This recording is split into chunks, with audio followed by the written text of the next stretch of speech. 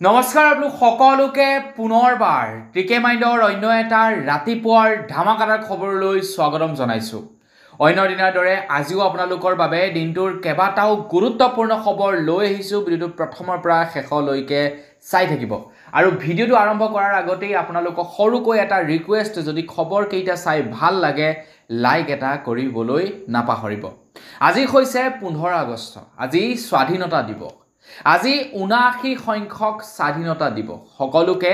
স্বাধীনতা দিৱসৰ বহুত বেছি শুভেচ্ছা জনালোঁ। আজি দিনটোৰ আপোনালোকৰ প্লেনিং কি কমেণ্ট ছেকশ্যনত জনাব। প্ৰত্যেক বছৰেই 15 আগষ্টৰ দিনাখন মই মোৰ বন্ধুৰ সৈতে ঘূৰিবলৈ যাওঁ। চাইকেলৰ দিনৰ পৰা আৰম্ভ কৰি গাড়ীৰ দিনলৈকে এতিয়াও আমি প্ৰত্যেকটো 15 আগষ্টতে ঘূৰিবলৈ যাওঁ বন্ধুৰ সৈতে। তো আপোনালোকৰ প্লেনিং কি কমেণ্ট ছেকশ্যনত জনাবলৈ কিন্তু নাপাহৰিব। আমি এনেকৈ উদযাপন কৰোঁ কাৰণ বাকী দিনকেইটা আমি ভালদৰে লগ নাপাওঁ বন্ধুবৰ্গক, কিন্তু আজিৰ ডেটত বা যেতিয়াই বন্ধ পাওঁ তেতিয়াই বন্ধুৰ সৈতে ঘূৰিবলৈ যাওঁ। চাইকেল থাকোঁতেও ঘূৰিবলৈ যাওঁ আৰু এতিয়া গাড়ীটো আমি ঠিক একেধৰণেই ঘূৰিবলৈ যাওঁ। তো আজিৰ ডেটত বা আজি 15 তাৰিখৰ দিনাখন আমাৰ অসমৰ মন্ত্ৰীসকলে ক'ত ক'ত স্বাধীনতা দিৱস উদযাপন কৰিব। মন্ত্ৰী হিমন্ত বিশ্ব শৰ্মাদেৱ উপস্থিত থাকিব খানাপাৰাত, তাৰ লগতে ৰঞ্জিত দাস থাকিব দক্ষিণ শালমৰাত, চন্দ্ৰমোহন পাটোৱাৰী আমিনগাঁৱত, ৰণোজ পেগু বিশ্বনাথত, জয়ন্ত মল্লবৰুৱা নলবাৰীত, পীযুষ হাজৰিকা মৰিগাঁও, নন্দিতা গাৰ্লুচা বঙাইগাঁও, বিমল বৰা তিনিচুকীয়া, ইউজি ব্ৰহ্ম মুছলপুৰ, প্ৰমোদ বড়ো কোকৰাঝাৰ, গোবিন্দ বসুমতাৰী ওদালগুৰি, তুলিৰাম ৰাংহাং ডিফু, যোগেন মোহন চৰাইদেউ, অতুল বৰা যোৰহাট, কেশৱ মহন্ত নগাঁও, প্ৰশান্ত ফুকন ডিব্ৰুগড়, অজন্তা নেওগ শিৱসাগৰ, কৃষ্ণেন্দু পাল শ্ৰীভূমি, অশোক সিংঘাল শোণিতপুৰ, কৌশিক ৰায় শিলচৰ, ৰূপেশ গোৱাল লখিমপুৰ, দেৱলাল গাৰ্লুচা হাফলং। তো এইসকলে 15 আগষ্ট উদযাপন কৰিব এইসমূহ ডিষ্ট্ৰিক্টত। তো আপুনি কোনখন ডিষ্ট্ৰিক্টৰ পৰা চাই আছে কমেণ্ট ছেকশ্যনত জনাই থৈ যাব আৰু আজি আপোনালোকে 15 আগষ্ট কেনেধৰণে উদযাপন কৰিব সেই সম্পৰ্কেও কিন্তু জনাব। আগবাইছোঁ ইয়াৰ পাছৰটো খবৰ ফালে। ইয়াৰ পাছৰ খবৰটো ওলাই পৰিছে মূল্য বৃদ্ধিৰ ওপৰত। আজি 15 আগষ্ট স্বাধীনতা দিৱস। তো আজিৰ দিনটোত অৱশ্যে কোনো চৰকাৰ বা কোনো লোকক ক্ৰিটিচাইজ কৰাৰ কোনো দৰকাৰ নাই আৰু কোনো লোককে ক্ৰিটিচাইজ কৰিবলৈ এই খবৰটো দিয়া নাই, কিন্তু আমাৰ ভাৰতবৰ্ষত কিমান দ্ৰুতগতিত বস্তুৰ দাম বৃদ্ধি পাইছে সেই সম্পৰ্কে আপোনালোকক অৱগত কৰিবলৈ এই খবৰটো জনাইছোঁ। তো আমাৰ ভাৰতবৰ্ষত দিনক দিনে প্ৰত্যেকবিধ সামগ্ৰীৰে দাম বৃদ্ধি পাইছে। 2004 চনৰ পৰা বৰ্তমানলৈকে আপোনালোকক এটা যাত্ৰাৰ বিষয়ে আপোনালোকক জনাই যাম বস্তুৰ মূল্যৰ। পেট্ৰলৰ দাম 2004 চনত আছিলে 36 টকা, 14 চনত হৈছিলে 71 টকা আৰু 21 চনত হ'লগৈ 106 টকা আৰু বৰ্তমান প্ৰায় 100 টকা। ডিজেলৰ প্ৰাইচ 2004 চনত আছিলে 24 টকা, 14 চনত 57 টকা আৰু 21 চনত 100 টকা আৰু বৰ্তমান সময়ত প্ৰায় 90 টকা। LPG 4 চনত আছিলে প্ৰায় 261 টকা, 14 চনত আছিলে 414 টকা, 21 চনত আছিলে 835 টকা আৰু বৰ্তমান প্ৰায় 1000 টকা। লগতে মিঠাতেলৰ দাম আছিলে 30 টকা 2004 চনত, 14 চনত আছিলে 52 টকা, 21 চনত 180 টকা আৰু বৰ্তমান প্ৰায় 200 টকা। গাখীৰৰ প্ৰতি লিটাৰৰ দাম আছিলে 2004 চনত 16 টকা, 14 চনত আছিলে 32 টকা,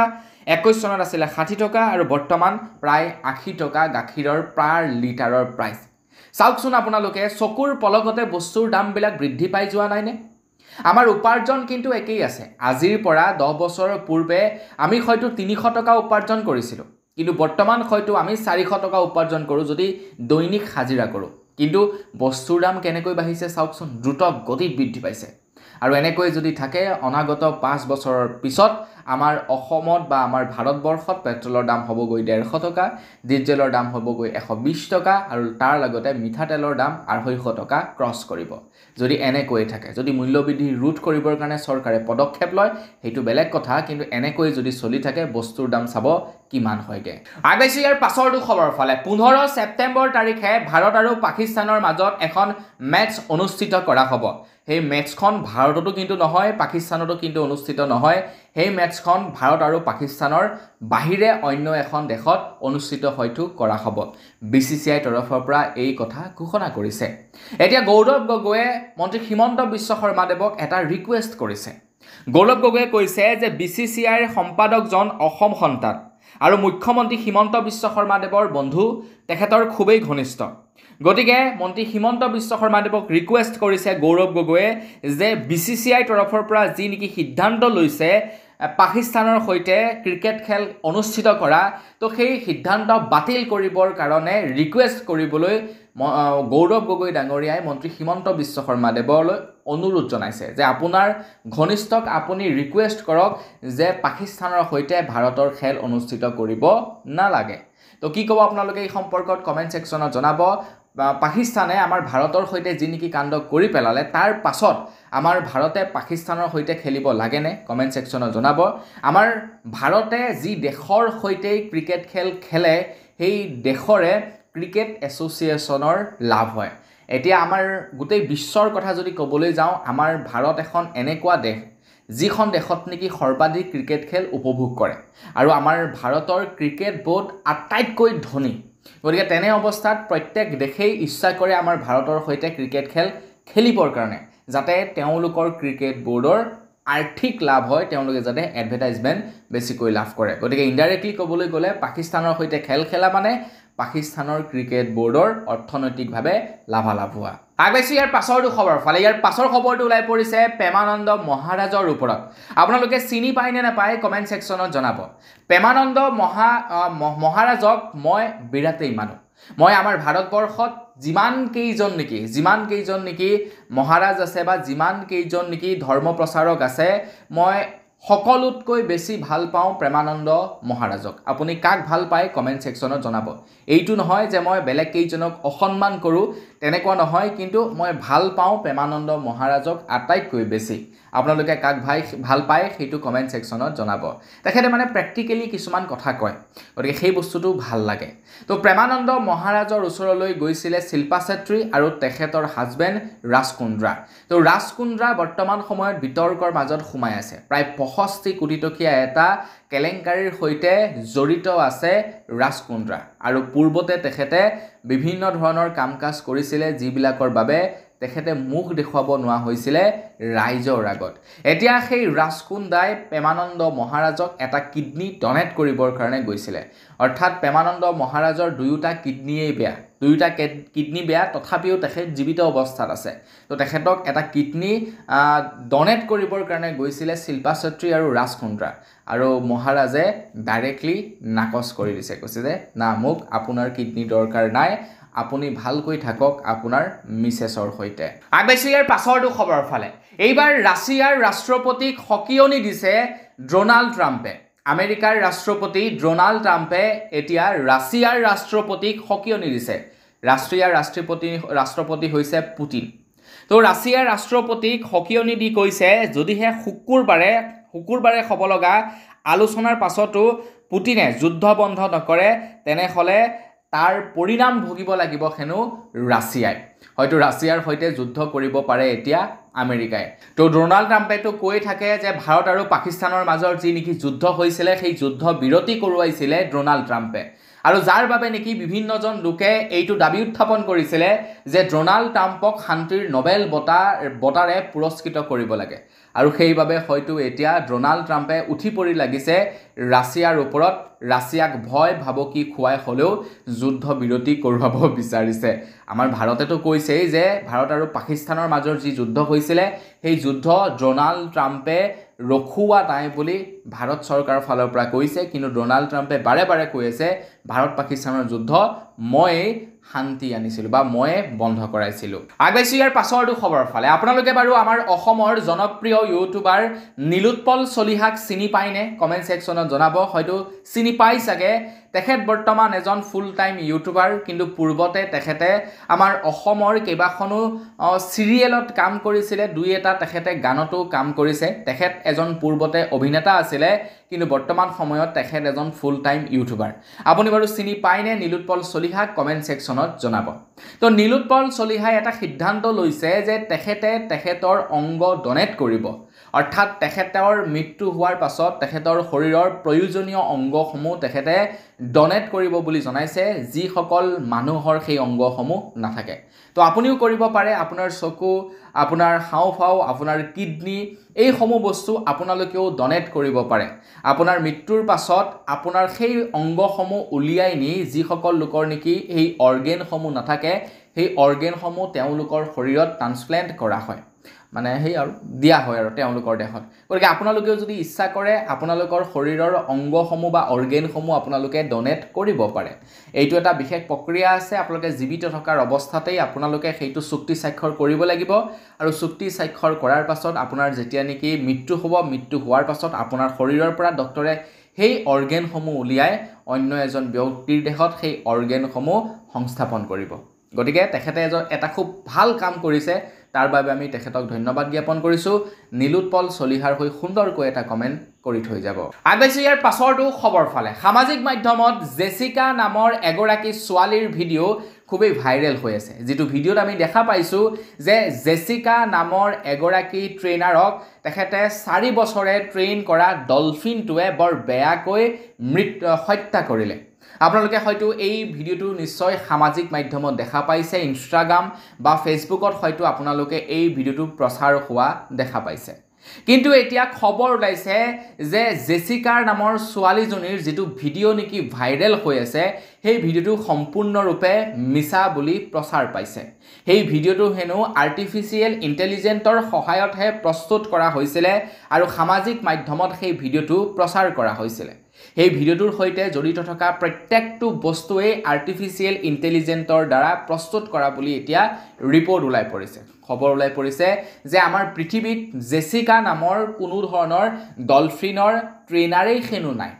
ডলফিনৰ ট্ৰেইনাৰ আমাৰ পৃথিৱীতেই নাই মানে জেছিকা নামৰ ট্ৰেইনাৰ আমাৰ পৃথিৱীতেই হেনো নাই তো এই গোটেই ভিডিঅ'টো আৰ্টিফিচিয়েল ইন্টেলিজেন্টৰ দ্বাৰা প্ৰস্তুত কৰা আৰু আৰ্টিফিচিয়েল ইন্টেলিজেন্টৰ দ্বাৰা প্ৰস্তুত কৰি সামাজিক মাধ্যমত প্ৰচাৰ কৰা বুলি খবৰ ওলাই পৰিছে গতিকে ভাবক আপোনালোকে আৰ্টিফিচিয়েল ইন্টেলিজেন্ট কিমান আমাৰ বাবে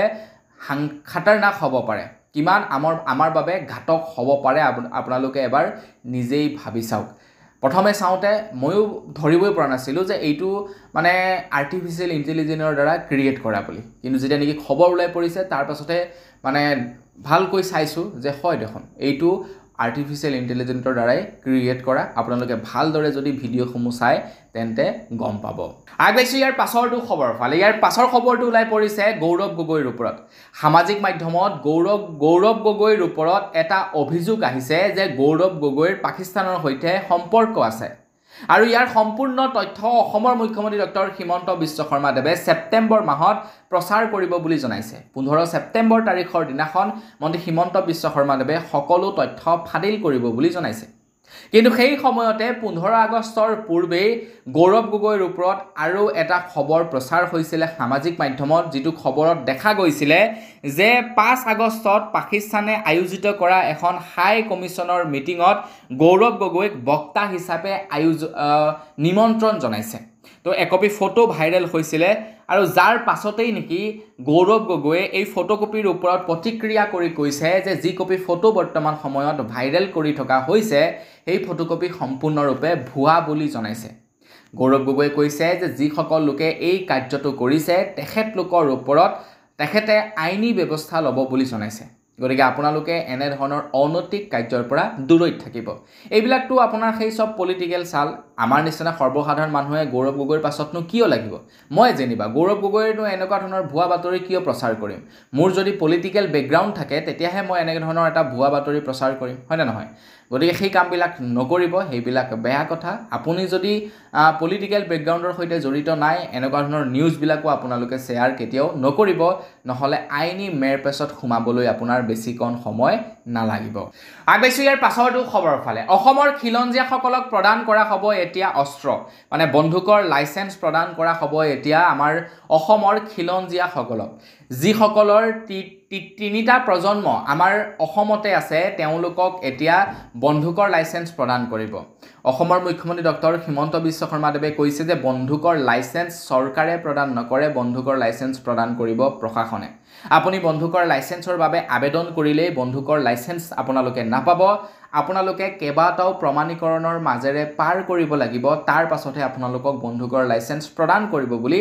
জনাইছে গতিকে আবেদন যদি আপোনালোকে কৰিব বিচাৰে ৱেবছাইট মুকলি হৈ গৈছে সেৱা সেতুৰ অফিচিয়েল পৰ্টেলত গৈ আপোনালোকে আবেদন কৰিব পাৰিব বন্ধুকৰ লাইসেন্সৰ বাবে প্ৰথমে আবেদন কৰিব লাগিব উপযুক্ত নথি প্ৰদান কৰিব লাগিব তাৰ পাছত আপোনালোকৰ হয়তো চাগে ইন্টাৰভিউ হ'ব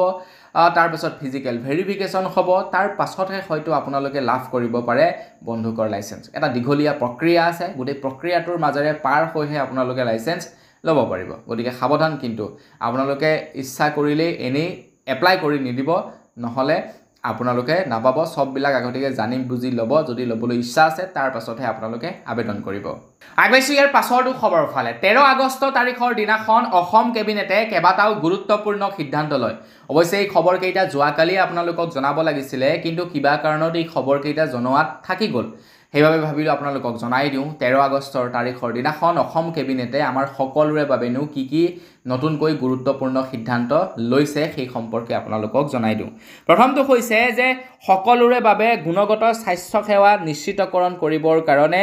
আয়ুষ্মান অসম যোজনাৰ বাবে প্ৰায় 325 কোটি টকা অনুমোদন আগবঢ়াইছে বুলি জনাইছে তাৰ লগতে 24 ঘণ্টাই বিজুলী লাভ কৰিবৰ কাৰণে 500 মেগাৱাট শক্তি ক্ৰয় কৰিব বুলি জনাইছে মিছন বসুন্ধৰা আঁচনিৰ অধীনত ভূমিৰ পুনৰ শ্ৰেণী বিভাজন কৰা হ'ব বুলি জনাইছে তাৰ পাছতে স্বচ্ছ শক্তিৰ লক্ষ্যৰ দিশত গুৰুত্বপূৰ্ণ সিদ্ধান্ত লৈছে অসম কেবিনেটে কাৰ্বি আলঙত 1500 মেগাৱাট পাম্প ষ্টৰেজ প্ৰকল্পৰ বাবে অনুমোদন জনাইছে বুলি জনাইছে তো এই কেইটা গুৰুত্বপূৰ্ণ সিদ্ধান্ত লৈছে 13 আগষ্ট তাৰিখৰ দিনাখন সবচে ভাল লাগিছে মোৰ কোনটো বাৰু আপোনালোকে জানেনে সবচে ভাল লাগিছে এই কাৰেণ্টৰ যিনিকি 500 মেগাৱাট কাৰেণ্ট ক্ৰয় কৰিব বুলি কৈছে সেইটো ভাল লাগিছে কাৰণ কাৰেণ্ট ইমান ডিস্টাৰ্ব দিয়ে এতিয়া আমি কি হয় কাৰেণ্টমেন বিলাকক গালি পাৰো একচুয়ালি কাৰেণ্টমেন বিলাকক গালি পাৰি লাভ নাইতো এতিয়া ধৰিলক যেনিবা গোটেই অসমখনত প্ৰত্যেক দিনে যেনিবা ধৰিলক সাপোজ 10 মেগাৱাট কাৰেণ্টৰ প্ৰয়োজন হয় ধৰিলক 10 মেগাৱাট কিন্তু চৰকাৰে যেনিবা ক্ৰয় কৰিছেহে 8 মেগাৱাট এতিয়া মানুহকটো 24 ঘণ্টাই কাৰেণ্ট দিব নোৱাৰে তাৰ কাৰণে কি হয় লোড শেডিং কৰিব লগা হয় যাতে কাৰেণ্টটো মেকআপ কৰিব পাৰে তো সেইভাবে অসম চৰকাৰে সেই লোড শেডিং নাইকিয়া কৰিবৰ কাৰণে বা কাৰেণ্ট মেকআপ কৰিবৰ কাৰণে আৰু 500 মেগাৱাট কাৰেণ্ট ক্ৰয় কৰিব বুলি কৈছে গতিকে সেইটো ভাল লাগিছে 24 ঘণ্টাই কাৰেণ্ট থাকিব আৰু দ্বিতীয়তে হৈ গ'ল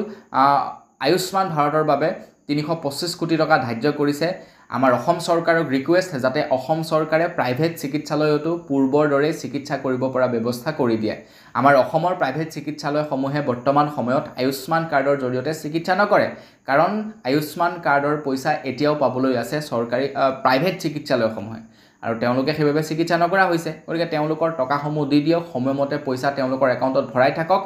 তেতিয়া তেওঁলোকে সকলোকে আয়ুষ্মান ভাৰতৰ জৰিয়তে চিকিৎসা কৰিবৰ বাবে ভাল পাব বা কৰিবলৈ ইচ্ছা কৰিব আগবাইছো ইয়াৰ পাছৰটো খবৰৰ ফালে ইয়াৰ পাছৰ খবৰটো ওলাই পৰিছে ঢকুৱাখানাৰ 2 যুৱ লেখকক দিল্লীৰ লালকিল্লাৰ স্বাধীনতা দিৱসৰ অনুষ্ঠানলৈ নিমন্ত্ৰণ জনাইছে বুলি খবৰ ওলাই পৰিছে আৰু দুয়োজনলৈকে আমাৰ তৰফৰ পৰা বহুত বেছি শুভেচ্ছা জনাইছো খবৰ ওলাই পৰিছে নতুন দিল্লীৰ লালকিল্লাৰ স্বাধীনতা দিৱসৰ অনুষ্ঠানলৈ বিশেষ অতিথি হিচাপে ঢকুৱাখানাৰ 2 যুৱ লেখকক আমন্ত্ৰণ প্ৰধানমন্ত্ৰী যুৱ লেখক বঁটা প্ৰদান কৰা হ'ব ঢকুৱাখানাৰ এই 2 যুৱ লেখকক গতিকে দুয়োজনলৈকে আমাৰ তৰফৰ পৰা বহুত বেছি শুভেচ্ছা জনাইছো এগৰাকী হৈছে জুস্না আৰু এজন হৈছে বিকাশ দিহিঙিয়া দুয়োজন যুৱ লেখককে নিমন্ত্ৰণ জনাইছে নতুন দিল্লী লালকিল্লাৰ স্বাধীনতা দিৱস অনুষ্ঠানলৈ দুয়োজনকে আমাৰ তৰফৰ পৰা বহুত বেছি শুভেচ্ছা জনালো আগবাইছো ইয়াৰ পাছৰটো খবৰৰ ফালে যোৱাকালিৰ খবৰত মই আপোনালোকক জনাইছিলো যে সোনিয়া গান্ধীয়ে আমাৰ ভাৰতৰ নাগৰিকত্ব লোৱাৰ আগতেই তেখেতৰ নাম ভোটাৰ তালিকাত সন্নিবিষ্ট হৈছিল বুলি মই এটা খবৰত যোৱাকালি জনাইছিলো আৰু এই তথ্য প্ৰকাশ কৰিছিলে বিজেপি পাৰ্টিৰ সদস্য তৰফৰ পৰা কিন্তু এতিয়া কংগ্ৰেছ পাৰ্টিৰ তৰফৰ পৰা ইয়াৰ প্ৰত্যুত্তৰ দি কৈছে যে বিজেপিয়ে ভালদৰে ফটোশুট কৰিব জানে খুব ভাল কাম কৰিছে বিজেপিয়ে খুব সুন্দৰ ফটোশ্বপ কৰিছে কিন্তু বিজেপিৰ আইটি সেলৰ কিছু তথ্য লোৱাৰ ক্ষেত্ৰত অকনমান খেলিমেলি হৈ গ'ল বুলি জনাইছে আৰু কংগ্ৰেছে এই তথ্যটো সম্পূৰ্ণৰূপে নাকচ কৰি ভুৱা বুলি উল্লেখ কৰিছে কংগ্ৰেছে বহুকেইটা মানে তেওঁলোকে প্ৰমাণ দিছে যিকেইটা প্ৰমাণৰ সাপেক্ষে এই যি কপি নেকি ফটো ভাইৰেল হৈছিলে যোৱাকালি সেই ফটোকপি ভুৱা বুলি প্ৰমাণিত হয় ইয়াতে মই গোটেইখিনি বিষয় কৈ থাকিবলৈ হলে মানে বহুত দীঘলীয়া হৈ পৰিব সেইকাৰণে আপোনালোকক জনোৱা নাই কিন্তু কংগ্ৰেছ পাৰ্টিৰ তৰফৰ পৰা এইটো ভুৱা বুলি জনাইছে সোনিয়া গান্ধীক হেয় প্ৰতিপন্ন কৰিবৰ কাৰণে বিজেপি আইটি সেলৰ তৰফৰ পৰা এনে ধৰণৰ এটা ভুৱা প্ৰচাৰ কৰা হৈছে বুলি জনাইছে কংগ্ৰেছ পাৰ্টিয়ে আৰু কংগ্ৰেছ পাৰ্টিয়ে কৈছে যে আপোনালোকে চুৰ কৰিছে ভালকৈ চুৰ কৰক এনে ধৰণে কৰাটো বেয়া আপোনালোকে চুৰ কৰক ধৰা নপৰাকৈ কৰক কিন্তু ধৰা পৰাকৈ কৰিছে গতিকে হেইটোহে বেয়া হৈছে বুলি কংগ্ৰেছ পাৰ্টিৰ তৰফৰ পৰা বিজেপি আইটি সেলক ক্ৰিটিসাইজ কৰিছে আগেছি ইয়াৰ পাছৰটো খবৰ ফালে ইয়াৰ পাছৰ খবৰটো ওলাই পৰিছে বিহাৰৰ পৰা তো বিহাৰৰ নিৰ্বাচনী খচৰা প্ৰকাশ কৰা হ'ল ভোটাৰ খচৰা প্ৰকাশ কৰিলে বিহাৰত আৰু সেই খচৰাৰ পৰা বহু লোকৰ নাম কৰ্তন হ'ল কিছু লোককটো মৃত বুলিয়ে ঘোষণা কৰি দিলে বিহাৰত ভোটাৰ তালিকাৰ খচৰা প্ৰকাশ কৰোতে এতিয়া বিহাৰৰ যি নেকি খচৰা প্ৰকাশ কৰা হ'ল সেই খচৰাৰ পাছতে এতিয়া উচ্চতম ন্যায়ালয়ে নিৰ্বাচন আয়োগক কাৰণ দৰ্শোৱাৰ নোটিছ জাৰি কৰিছে যে ইমানখিনি মানুহৰ নাম যে আপোনালোকে কাটিছে নিৰ্বাচন আয়োগে যে নামখিনি কাটি দিলে ইয়াৰ মেইন কাৰণ কি কাৰণত আপোনালোকে নাম কৰ্তন কৰিলে ইয়াৰ সম্পূৰ্ণ তালিকা এতিয়া উচ্চতম ন্যায়ালয়ক লাগিব কাৰণ কিছুমান লোক মৃত বুলি নাম কাটি দিছে কিন্তু বৰ্তমান তেওঁলোক জীৱিত আছে তাৰ পাছতো তেওঁলোকৰ নাম কাটিছে অকল সেইয়াই নহয় বহু লোকৰে নাম কৰ্তন কৰিছে তেজশ্ৰী যাদৱৰো নাম হেনো কৰ্তন কৰি দিছে তেখেত এজন আৰজেডিৰ নেতা তেখেতৰ নিৰ্বাচন আহি আছে নিৰ্বাচন এতিয়া তেখেতে খেলিব কেনেকৈ তেখেতৰ ভোটাৰ লিষ্টত নাম নাই গতিকে তেওঁলোকৰ নাম কিয় কৰ্তন কৰিছে বা যিসকলৰ নাম নেকি কৰ্তন কৰা হৈছে সেই সকলৰ নাম কিয় কৰ্তন কৰিছে তাৰ কাৰণ দৰ্শাবৰ বাবে নোটিছ জাৰি কৰিছে উচ্চতম ন্যায়ালয়ে নিৰ্বাচন আয়োগলৈ এটা নিৰ্বাচন আয়োগে ইয়াৰ সম্পূৰ্ণ তথ্য দাঙি ধৰিব লাগিব যে কিয় তেওঁলোকক মৃত বুলি ঘোষণা কৰা হ'ল কিয় তেওঁলোকৰ নাম কৰ্তন কৰা হৈছে আগবাইছো ইয়াৰ পাছৰটো খবৰৰ ফালে লুৰিণজ্যোতি গগৈয়ে সাক্ষাৎ কৰিলে ৰাহুল গান্ধীক লুৰিণজ্যোতি গগৈয়ে সাক্ষাৎ কৰাৰ পাছতেই লুৰিণজ্যোতি গগৈক লৈ বৰ্তমান সামাজিক মাধ্যমত বিজেপিয়ে তুলাধনা কৰি আছে বিজেপিয়ে সমালোচনা কৰিছে লুৰিণজ্যোতি গগৈক অসমৰ মুখ্যমন্ত্ৰী ডক্টৰ হিমন্ত বিশ্ব শৰ্মাদেৱে কৈছে যে মই কংগ্ৰেছত থাকোতে ৰজাৰ দৰে আছিলোঁ দমত আছিলোঁ ৰাহুল গান্ধীক বুঢ়া আঙুলি দেখুৱাইছিলোঁ কাৰো ভৰি চুই থকা নাছিলোঁ কিন্তু লুৰিণজ্যোতি গগৈয়ে ৰাহুল গান্ধীৰ ভৰি চুই আহিলে বুলি মন্তব্য কৰিছে তাৰ পাছতেই হিমন্ত বিশ্ব শৰ্মাদেৱৰ প্ৰত্যুত্তৰ দি লুৰিণজ্যোতি গগৈয়ে কৈছে যে মুখ্যমন্ত্ৰীয়ে হিতেশ্বৰ শইকীয়া তৰুণ গগৈ সিদ্ধাৰ্থ ভট্টাচাৰ্য আৰু ৰাম মাধৱৰ ভৰিত ধৰিয়েই আজিৰ এই সময় পাইছে প্ৰথমে ভৰিত ধৰি পিছফালৰ পৰা চুৰি মৰা তেওঁৰ বাবে সহজাত প্ৰবৃত্তি আছে বুলি তেখেতে জনাইছে তেখেতে কৈছে যে তৰুণ গগৈ সিদ্ধাৰ্থ বা অন্যান্য নেতাসকলৰ ভৰিত ধৰিয়েই মন্ত্ৰী হিমন্ত বিশ্ব শৰ্মাদেৱ এতিয়াৰ এই পৰ্যায় পাইছে বুলি প্ৰত্যুত্তৰ দিছে লুৰিণজ্যোতি গগৈয়ে আগবাইছো ইয়াৰ পাছৰটো খবৰ ফালে এইকেইদিন আমাৰ অসমৰ স্বাস্থ্য খণ্ডক লৈ বিৰাটেই চৰ্চা চলি আছে কৰ্কট চিকিৎসালয়ৰ পৰা কৰ্কট ছেক্টৰটোৰ পৰা মানে কৰ্কট চিকিৎসা খণ্ডৰ পৰা এটা খবৰ ওলাই পৰিছিলে যে কৰ্কট ৰোগীসকলে চিকিৎসা কৰিবলৈ যাওঁতে আগধন হিচাপে 10,000 টকা জমা কৰিব লাগিব আৰু তাৰ লগতে কৰ্কট চিকিৎসালয়ৰ বিভিন্ন চিকিৎসাৰ মাচুল বৃদ্ধি কৰা হৈছে এতিয়া এই খবৰটো যেতিয়াই নেকি প্ৰচাৰ হৈ পৰিলে তাৰ পাছত সবৰে মাজত এটা মানে চৰকাৰৰ প্ৰতি বেয়া মনোভাৱ জাগি উঠিলে যে চৰকাৰে এনেকুৱা সিদ্ধান্ত কিয় ল'লে চৰকাৰে এনেকুৱা ধৰণৰ কিয় সিদ্ধান্ত ল'লে য'ত নেকি